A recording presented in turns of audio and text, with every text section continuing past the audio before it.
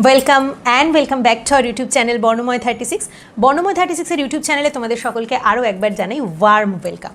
আজকে তোমাদের জন্য আমি যে কারণে এই ভিডিওটা প্রিপেয়ার করছি সেটা হচ্ছে যে ওয়েস্ট বেঙ্গল স্টেট ইউনিভার্সিটি 6 সেমিস্টারদের কিন্তু পরীক্ষা রুটিন পাবলিশড হয়ে গেছে। তো এক্সাম একদম ডোর নক করছে তোমাদের।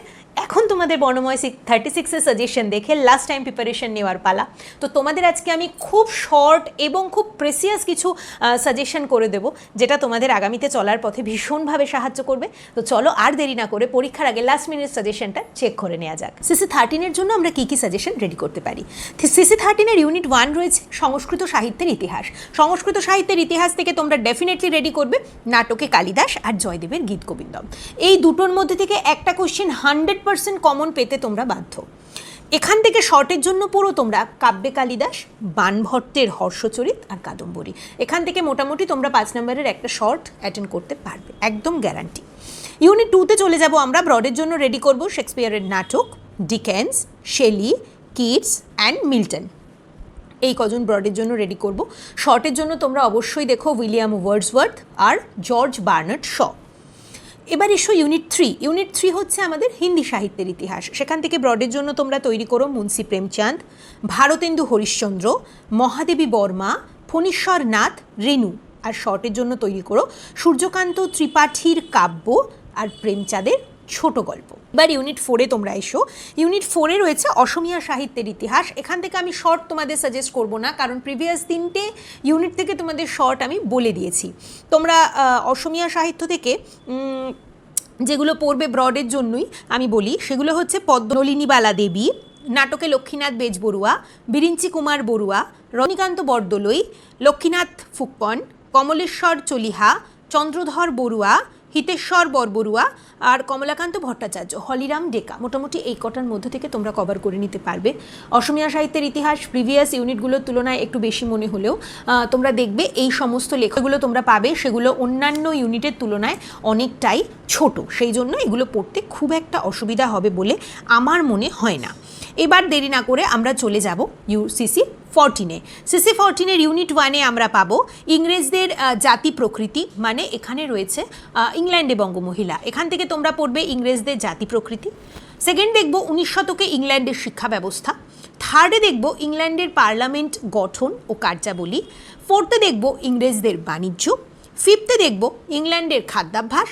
আর 6th কোয়েশ্চেন হিসেবে আমরা রেডি করব ইংল্যান্ডে বঙ্গমহিলার ভাষা।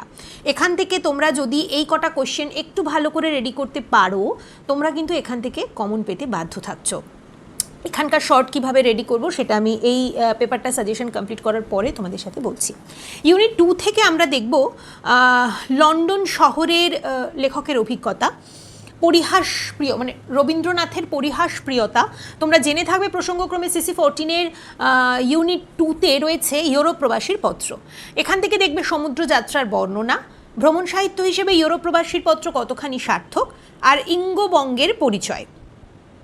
এখান থেকে এই কটা একটু ভালোভাবে তোমরা দেখবে। এবং আমি তোমাদের একটা পার্সোনালি রেকমেন্ড করব, এখান থেকে শর্ট কোশ্চেন মানে কমন পাবার ব্যাপারে পত্রগুলো রবি ঠাকুর লিখেছেন, সেগুলোর যদি টেক্সট রিড করে থাকো তো ভীষণ ভালো। পিডিএফ যদি পেয়ে থাকো বা কেউ বই থেকে রেডি করে থাকো তা তো ওয়েল অ্যান্ড গুড। যদি কেউ না করে থাকো, লাস্ট মোমেন্টের জন্য তোমরা কি করতে পারো, এই পত্রগুলোর বিষয় সংক্ষেপ যদি তোমরা কোথাও থেকে পাও, জোগাড় করতে পারো, সেটা তোমরা কিন্তু একটু রেডি করতে পারো।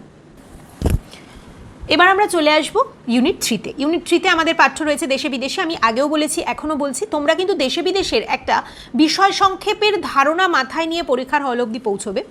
এছাড়া এখান থেকে দেখবে আফগানিস্তানের ইতিহাস ও সংস্কৃতি, ভ্রমণ সাহিত্য হিসেবে দেশে বিদেশে কতখানি সঙ্গত, আব্দুল রহমান চরিত্র, খাইবার পাস পেরোনোর অভিজ্ঞতা, জালালাবাদে পৌঁছানোর আগে সরাইখানায় লেখকদের রাত কাটানোর যে অভিজ্ঞতা সেটা, আব্দুল্লাহর পতন কেন হয়েছিল, আর দেশে বিদেশে গ্রন্থে বর্ণিত হাস্যরস প্রসঙ্গ।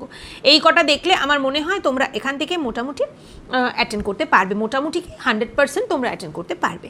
এবার আসো ইউনিট 4-এ। ইউনিট 4-এ আমাদের রয়েছে হে পূর্ণ তব চরণের কাছে গ্রন্থটি। এখান থেকে তোমরা দেখবে ভ্রমণ সাহিত্য হিসেবে গ্রন্থটি কতদূর সঙ্গত, গ্রন্থে বর্ণিত প্রাকৃতিক পরিবেশ, গ্রন্থটিতে বর্ণিত হাস্যরস, 4 ধামের বর্ণনা, যাত্রাপথে যে সকল মানুষের সাথে পরিচয় হয়েছে তাদের বর্ণনা। এই কটা কোশ্চেন করলে তোমরা চোখ বন্ধ করে এখান থেকে যে কোনো একটা প্রশ্ন অ্যাটেন্ড করতেই পারবে। এবার আমি তোমাদেরকে যে বিষয়টা ক্লিয়ার করব সেটা হচ্ছে এখান থেকে শর্ট কোশ্চেন পাবো কী করে। তোমরা যে কোনো দুটো ইউনিটকে ভালো করে একটু রিড করতে থাকো, টেক্সট রিড করো বা প্রশ্নগুলোকে এমনভাবে রেডি করো যাতে শর্ট কোশ্চেনের প্যাটার্ন ধরলে তোমরা বুঝতে পারো কোথা থেকে প্রশ্নগুলো এসছে। এছাড়াও ইউনিট ধরে ধরেই কিন্তু শর্ট কোশ্চেনও পরপরই আসে, এলোমেলোভাবে আসে না।